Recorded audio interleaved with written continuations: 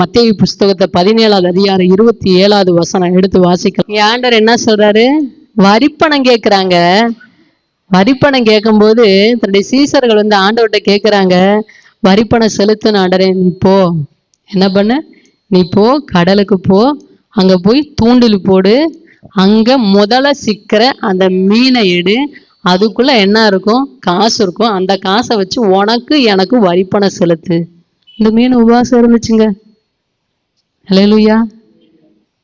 இந்த மீன் ஆண்டவர் உள்ள காசை வச்சிருக்கிறாரு, என் மகன் வருவான், அதுவரை நீ வெயிட் பண்ணு, என் மகன் தூண்டில் போடுவான், அதுவரை நீ வெயிட் பண்ணு, என் மகன் வந்ததுக்கு அப்புறம் அந்த தூண்டில் நீ போய் அகப்பட்டு அந்த காசை போய் கொடுத்துரு, அந்த காசை வச்சுதான் எனக்கும் என் மகனுக்கும் என்ன பண்ணணும், வரி செலுத்தணும், வரி பணம் கட்டணும் அப்படின்னு சொல்லி மீனுக்கு ஆண்டவர் கட்டளை இடுறாரு.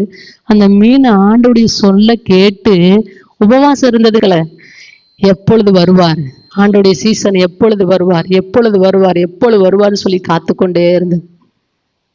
அது உபவாசம் மாத்திரம் இருக்குல்ல, பெரிய காரியத்தை செய்தது. அதை நாமெல்லாம் செய்ய மாட்டோம். ரத்த சாட்சியா மரித்தது.